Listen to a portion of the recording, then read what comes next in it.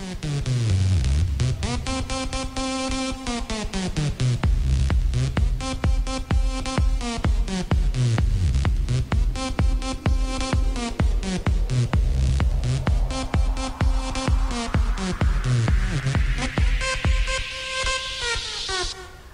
and welcome to this episode of Valley Voice. I'm your host, Lexi.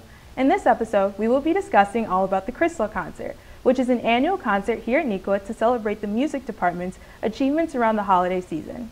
My colleague Gabby had the opportunity to sit down with a Neuqua student to discuss a little bit about the concert as a whole. Crystal Concert is a multi-music group concert put on here at Neuqua. Each year, there's a lot of preparation that goes into it to produce the results it has. So I'm in wind ensemble, and the way that we've been preparing for the concert is by combining with wind symphony, since our piece is a combined piece. We're the opening of the concert. And the way we've been preparing for this is by switching our lunch periods from 4th to 3rd, or if you're in wind symphony to 5th, in order to practice together as a group.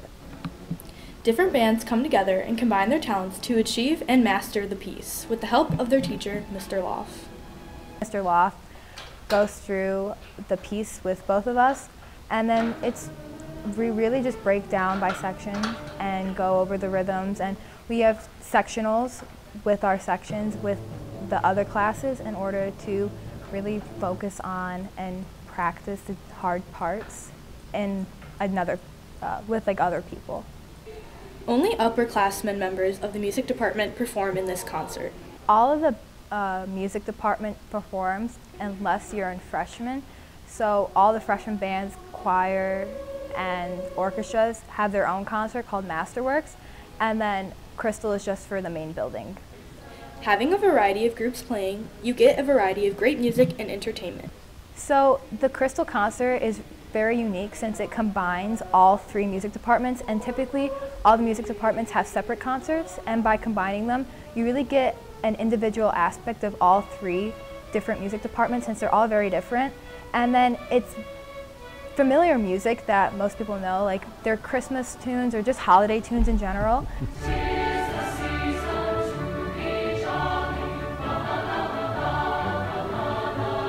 And it's a lot of fun since people just pop up out of nowhere. It's not like a traditional concert. People could be performing behind you, and then while they're performing behind you, another group is running on stage, and it's a very seamless concert, and it's very nice to listen to. The groups are all well practiced before the concert, ensuring a great show to be put together. One way we practice is through our dress rehearsal, and that happens before the first show, the day before. And we just run through the entire show by performing our pieces and seeing if they fit the needed time limit. And then we also practice our entrances and exits in order to make it flawless and seamless and not have it very noticeable that we're switching venues. The show is promised to be entertaining for all audiences. So all choir groups, all orchestra groups, and the rest of the band groups are all performing very well-known pieces, and they have been practicing them for a very long time and perfecting them, and it's going to be a very good concert and very enjoyable to listen to, so I highly recommend you go out and see it. Be sure to come out and show your support to the music department by seeing the Crystal Concert December 5th and 6th. And for Valley Voice, I'm Gabby Golab. Join with me today, I have Mr. Lauff, the Fine Arts Department Chair. Thank you for being with us today, Mr. Lauff. Absolutely, glad to be here. So I know that the Crystal Concert has been here at Neuqua for a number of years, so can you just tell me a little bit about the history of it and how it got started here? Yeah, sure. Yeah, our very first year in 1997, we decided this would be a great way to do the holiday concert. Mr. Staley, who was the first department chair, he actually brought the idea. He started it at Waubonsie Valley several years before Neuqua was opened. And it was a big hit there, big success. Community loved it, performers liked doing it. So when we opened up, we decided we would do the same thing. And so it's been this Thursday night, the 6 o'clock show will be show number 89, Crystal Concert number 89, that we've done since the very first year. Wow. And I know that a lot of preparation must go into concerts like this every year. So can you just tell me a little bit about how you prepare your students each year for the concert? Yeah, sure. The only thing that's really a little bit different is there's only one song or two songs that the group gets to play. Unlike a normal concert when you're preparing quite a bit of music, For this, it's actually less music, and so the preparation is more along the lines of, hey, you're going to give some sacrifice of time here in order for the greater good, because you might go out and only play one song, but the audience gets to witness 30 or 31 different performances that are really awesome. So as far as the musical preparation, it's very similar, and I think students learn over time. They know, and they get excited for the Crystal concert, and so it's not like we need to convince them this is a cool thing or something like that. They kind of know, and they get the feedback from their parents and friends that come see it, that it's really awesome to sit in there as an audience member. So it's not a lot of change as far as musically. It's just more about reminding them, hey, you're going to need some time management skills this week, and you're going to just be given some sacrifices. And how do you decide which ensembles get selected to be a part of the concert each year? Good question. So for the most part, the curricular classes are all, if you're in this particular class, you're in the ensemble. There's a couple class periods where it's optional, they can choose to be in it or not.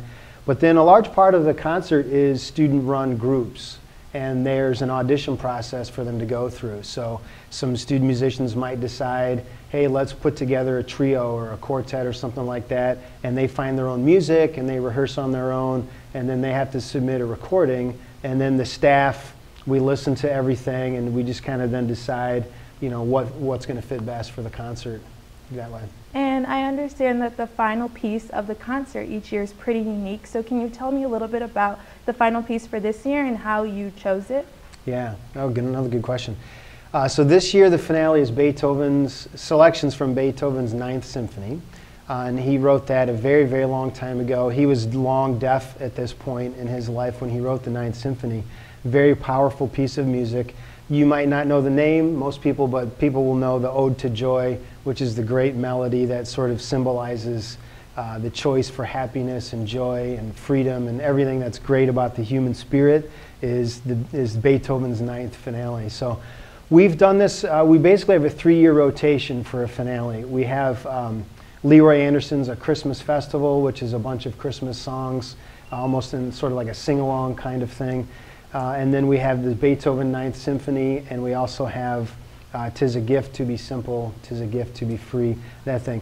So several years ago when we did Beethoven's Ninth Symphony, I had a conversation with Mr. Schwegler, who's one of our orchestra teachers, and we just kind of got excited about maybe revamping it a little bit. So this year is a new version of Beethoven's Ninth Symphony that he and Mr. Remington have worked together on to make sure it works for us. So we're very excited to present that.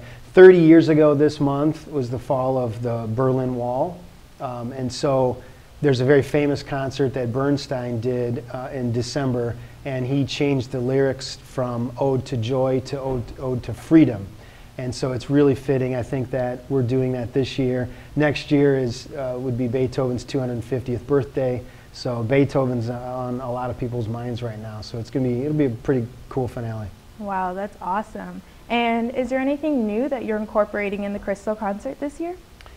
I don't think so much new. There's always, the light and design crew always does a fantastic job of lighting up everything. The staff does a great job of picking music that is really highlights the musicians, and so we sound great when we play and when we sing and everything.